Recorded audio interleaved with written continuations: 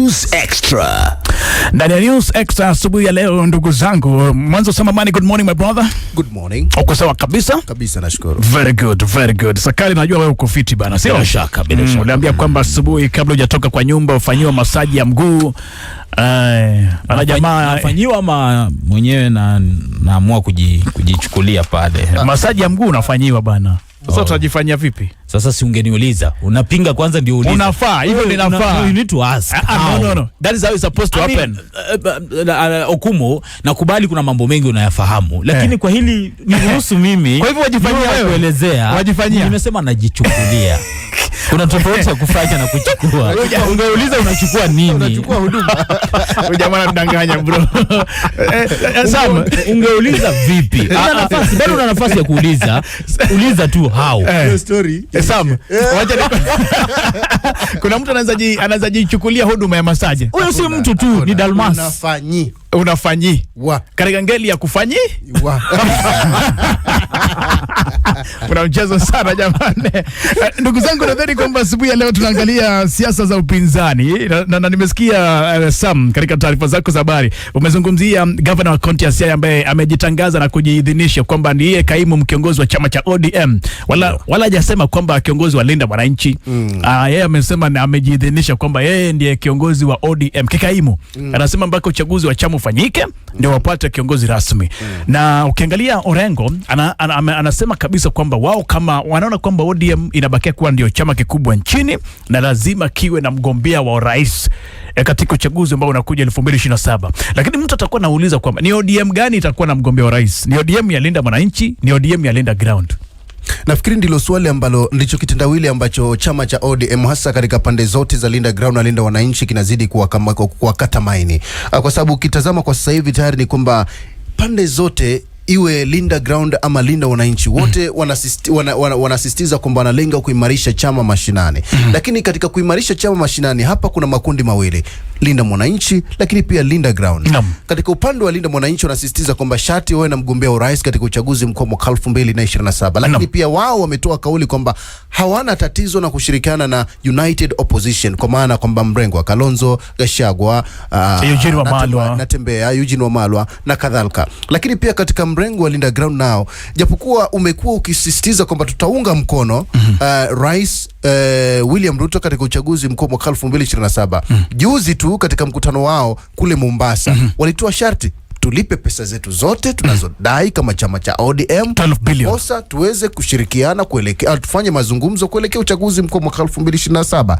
Lakini pia wao walikuwa wakiendeleza mjadala chini kwa chini ambao ulikuja ukachipuka kwamba wanataka nafasi ya naibu wa rais. Lakini hii nafasi ya naibu wa rais pia ukiangalia baadhi ya viongozi wakuu wa kisiasa kutoka eneo la Mlima Kenya inadaiwa kwamba hasa wafanya biashara, tatumia jina wazito kwenye mabano, kutoka eneo la Mabwenyenye wamekuwa wakiendeleza ushawishi kwamba nafasi ile ibaki katika eneo la Mlima Kenya. Sasa hiki ni kitendawili ambacho sasa kinaikumba ODM ambayo haikupaswa kujikuta katika mtafaruku huu. Manake ODM ukiangalia historia ya vyama vya kisiasa nchini, ODM nafikiri sasa hivi imetimiza miaka 20 kama miaka 20 unaweza linganisha tuna chama cha KANU ambacho kimekuwapo tangu jadi hadi sasa bado kinajulikana na pia kina kiongozi hapa na pale. Lakini ODM miaka 20 sasa baada tu ya kifo, yani tuseme chini ya miezi 8 tangu kuaga dunia kwa Raila Odinga, imechanganyikiwa. Na naweza sema kwamba imechanganyikiwa. Haijui ifanyeje. Tusimamishe mgombea kutoka upande upi. Yani imejikuta katika hali ambayo haiwezi hata kujieleza. Na Dalma Sakali, unajua kuna mtu atakuwa anasema kwamba unajua by the end of the day ukiangalia hizo ODM mbili zote, Linda Ground ambayo inafanya kazi na Mheshimiwa Rais William Ruto na Linda Mwananchi ambayo inasema iko tayari kufanya kazi na muungano wa upinzani, kuna kitu ambacho kiko common. Kila upande wa ODM kinasema kwamba kinataka power. Because kama wanagombea kama Linda Mwananchi inasema wao wanataka wawe na mgombea rais, wanataka power. Linda Grounds wanaburu mwenyewe alisema wanataka power. Lakini wanataka naibu. Lakini hii power yao ni ya kinaibu. Sasa ya chini kidogo, juu si sana. Wajua Hukumu na Sam, labda tuanzie hapa kwamba kila Mkenya ambaye ana umri wa miaka 18 kwenda juu, na hili lilifanywa mabadiliko kwamba sasa hivi bora wewe ni mtu mzima unaruhusiwa kuwania kiti cha urais iwapo unataka kuwania kiti cha urais. Na hilo linawezekana, number 1. Number 2, chama cha ODM pande zozote zile kina haki ya kuweza kusema kwamba kinataka kung'ang'ania urais, lakini historia kidogo haidanganyi. Raila Odinga hayati na tajriba aliyokuwa nayo hakujipata wakati wote ule akiwania kiti cha urais na chama cha ODM, labda kasoro 2007 kwa kiasi. Lakini ukiangalia chaguzi zilizofuata 2013 ilibidi zaidi ya ODM atafute washirika wengine kuweza kuwaleta mezani. Baadaye bila shaka baadaye of course 2017 and of course 2022 tunajua mambo ambayo iliweza kufanyika. Kwa hivyo ninachojaribu kusema Kundadhi ni kwamba haiwezekani sasa hivi katika siasa zetu chama kimoja, a single party, ikaweza kupata nafasi ya kushinda urais. So we have to begin from that point. Yes. Na baada ya kusema ile, sasa swali ambalo ni muhimu tuulize ni seuze chama ambacho kimegawanyika, kwamba ni chama kimoja ambacho kinajitaja. Mimi husema kinajitaja kwa sababu kitakwimu nadhani kwamba ODM inakuja baada ya UDA. Ukijaribu kuangalia elected number of MPs, UDA of course usipoingilia mambo ya Gachagua and what happened DCP and so on, kwa kurejelea takwimu za 2022 chama cha ODM ni cha pili baada ya chama cha UDA tunapozungumzia ukubwa wa vyama. Sasa seuze chama ambacho kimekatika katikati. Kwa hivyo labda hilo linakuwa ni mjadala mkubwa zaidi, lakini yeyote yule anaruhusiwa, na nadhani kwamba ndo labda mbinu ambayo inatumiwa na upinzani, na tumeiona mbinu ile tangu wakati ule wa Pentagon, wakati ambapo inakuwa kwamba wewe unatangaza unawania, mimi natangaza, Sama natangaza, kisha mwisho wa siku tunakuja pamoja, tunaweka nguvu zetu pamoja. Lakini lazima wanalinda mwananchi na United Opposition na upinzani kijumla, and I think Edwin Sifuna mentioned it kwa umbali, Caleb Amisi vile vile alilitaja katika kipindi hiki kwamba iwapo kuna mtego ambao upinzani lazima uweze kukwepa kuelekea uchaguzi wa mwaka 2027, ni kuweza kudumisha zile kauli za mimi nawania mpaka kwa debe, kisha mimi pia nawania mpaka kwa debe. Lazima pawepo eneo la makutano, kwamba mwisho wa siku sasa sisi sote tunataka kuja pamoja ili kuwa na adui mmoja katika muktadha huu bila shaka kumuondoa Rais William Ruto mamlakani. Vinginevyo hesabu zozote za wewe wania, mimi nawania, wewe unawania, zinamsaidia rais. Lakini pia ujue Okumu, jinsi alivyozungumza Sakali, ni azma ya kila chama na kila kiongozi wa chama kuunda serikali. Kweli. Katika kila uchaguzi. Yani hauwezi ingia kwenye mashindano kama huhitaji kushinda. Ni ndoto ya kila chama. Kama huhitaji kushinda, kaa nyumbani. Bila shaka. Kweli. Kwa hivyo jinsi ulivyozungumza, hata kama kutakuwa na eneo la makutano, lakini msimamo wa kinara wa chama chama tanzo hasa katika muungano ni muhimu sana. Tuseme Kalonzo ajitokeze asema anataka urais, Gachagua ajitokeze anataka urais, lakini pia Martha Karua na Eugene Wamalwa, lakini pia Dr. Fred Matiang'i. Hao wote kwa kujitangaza kwamba wanataka urais ni katika pilka za kuimarisha ngome zao na ule ushawishi wao mashinani ama katika maeneo wanakotoka. Lakini mwisho wa siku, jinsi alivyosema, utakumbuka wakati ule wa kubunua kwa Azimio, kila mmoja alikuwa anasema nataka urais. Wengine baada walipoingia kwenye mkutano wakatoka na kutangaza kwamba mgombea wetu urais ni huyu. Lakini hapo awali kulikuwa na fununu kwamba Kalonzo. Mwisho wa siku ikaonekana kwamba Kalonzo amekubali kwamba ni Raila Odinga. Sasa namaanisha kwamba hii misimamo ya vinara wa vyama vya kisiasa inasaidia kujenga umaarufu na uimara wa chama mashinani. Na kwa mfano, nitakupa mfano tu jinsi ambavyo Rigathi Gachagua anazungumza. Jana tu amezungumza kwamba yeye anahisi kwamba ni ambaye anafaa kupeperusha bendera ya upinzani. Exactly. Si dhambi katika siasa. Hiyo ndio siasa inayohitajika hasa katika siasa ya Kenya. Lakini mwisho wa siku alivyozungumza Sakali ni kwamba ikifika pale kilele tutaamua ni nani, ili tuwe na mtu mmoja ambaye atakabiliana na Rais William Ruto. Kumbuka Rais William Ruto naye tunavyomzungumzia, licha hizi changamoto zote, si mwanasiasa hivi. Nikisema hivi nafikiri ni Kiswahili kinaeleweka. Si mwanasiasa. Ni mwanasiasa shupavu. He is very strategic. Yes. Very, very strategic. Absolutely. Anaketi hapa lakini anapanga Kilifi atafanya nini. Na shakamilisha, anajua nani atamweka huko. Kwa hivyo did some say ikifika pale kileleni tutaamua. Nimemsikia mfahamu. Ndio amelitumia hilo neno, na hata mimi nilikuwa nataka kuuliza swali lakini nimemuelewa katika muktadha wa United Opposition. akizungumza mimi mshuku sana kwa wakati mwingine huwa anapita hapa na ilikuwa ni sio kama huwa ni rege ama ni one term. Hajai niambia kwa sababu niko 7 term. Sasa ni vizuri sana upande wa United Opposition katika mchakato wao wa kumsaka mgombea urais. Waanze kwanza kujiimarisha jinsi ambavyo Gachagua amekuwa akizungumza. Unapoimarisha ngome yako, unaimarisha nafasi yako ya kushinda. Manake ukumbuke Rais William Ruto nafikiri ndiye rais wa kwanza kutoka naibu wa rais na kushinda kiti cha urais. Yes. Na hapo alikuwa naibu wa rais, sasa hivi ni rais. Katika uchaguzi wa mwaka 2027 unaweza fikiria jinsi gani amejipanga. Na ieleweke kwamba pia katika historia ya Kenya hakuna rais aliye madarakani ambaye amewahi simama na kashindwa katika uchaguzi. Kama historia ipo sahihi kwamba kuna rais ambaye yuko madarakani ambaye amewahi wania na kashindwa kutetea kiti chake, sio? Tunaweza tukasema na kakosa kutangazwa mshindi.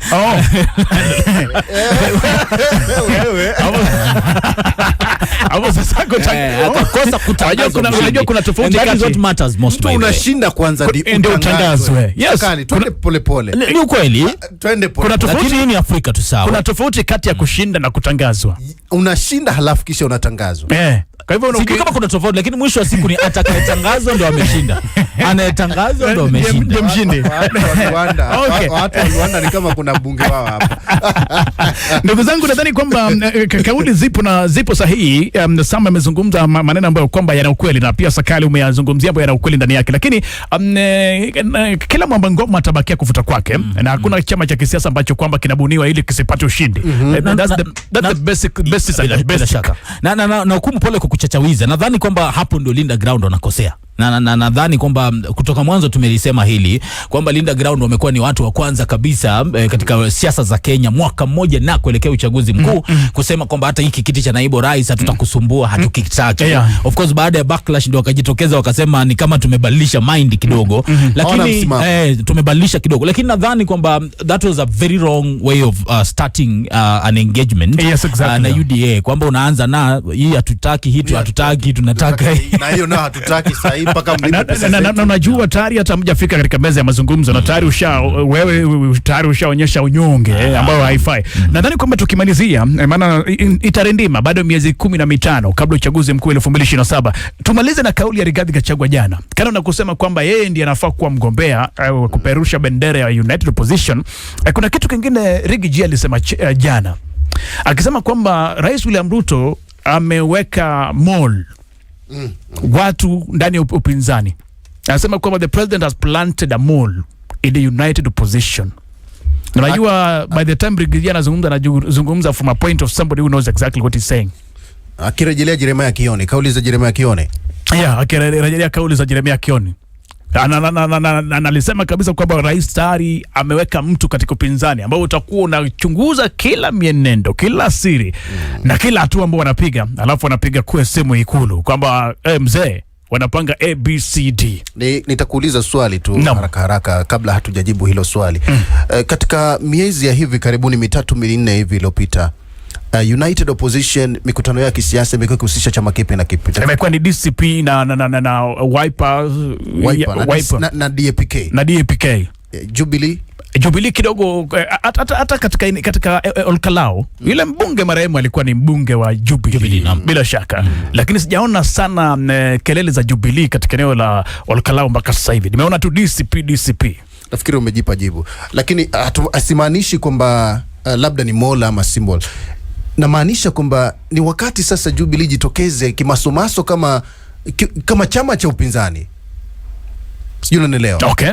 Kwa sababu kwa muda sasa haijaonekana ikiwa pamoja na vyama tanzo vya upinzani vya United Opposition, kinara wake wamekuwa akifanya mikutano mbadala na hata mikutano ambayo inafanywa sioni kama ina mashiko. Sioni kama ina mashiko. Angalia United Opposition wakienda Ukambani, wakienda Pwani, wakienda Mlima, jana DCP imekuwa Mlima Kenya. Jubilee ni chama ambacho kimeshinda serikali mara mbili. Haitazamiwi kwamba kiwe kimelala namna hiyo. Kwa hivyo unasema kimepoa sana. Wajua, nadhani kwamba Rigathi Gachagua anapiga nduru ambayo atapiga sana kuelekea uchaguzi mkuu wa mwaka 2027, kwa sababu katika mchezo wa siasa haya ni mambo ambayo ni mojawapo wa mbinu ambayo itatumika sana. Tutaiona upande huu, na naamini kwamba labda ana mall katika serikali, kama hana basi atafute, kwa sababu kwenda mbele kama anayo, maana kila kitu akizungumza mwisho wa siku.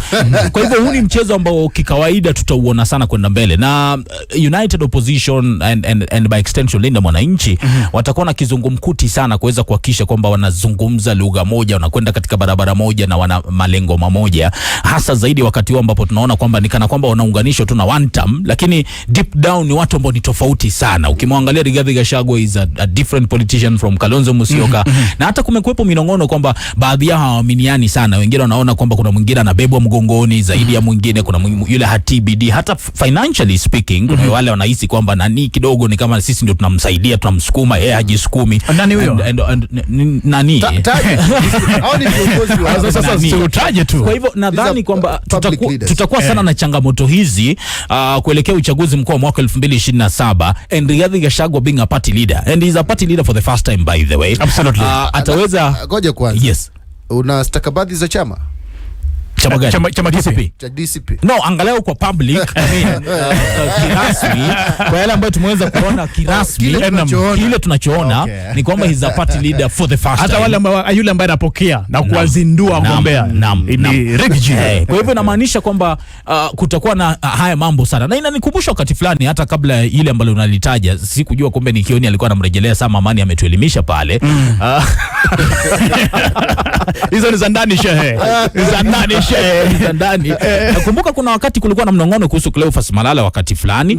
Nakumbuka tukiwa na was it Peter Mbae hapa akizungumzia Gathoni wa Mushomba katika njia hiyo akisema kwamba tuligundua yule alikuwa hata yule Njeri Maina pia alimtaja Malala, tena alimtaja publicly. Kwa hivyo ni mambo ambayo katika kusimamia chama, hasa chama ambacho kinalenga kuwa cha kitaifa kama DCP, basi hizi ni changamoto ambazo zitashuhudiwa sana, na vile vile ukilipanua hilo kwenda kwa United Opposition, basi zaidi ya one term, hao ni watu ambao ni tofauti sana, na tutashuhudia sana haya mambo yakizungumziwa hapa na pale. Nadhani ndugu zangu ni dakika 20 zinabaki kabla kufika 2 kamili. Shida ni kwamba mwanahabari ukimpa microphone waga anajisahau sana. Samba mwani, tukutane saa 2. Naona bado kuna la kusema. Tena mengi. Sijui mlongeze lisali moja.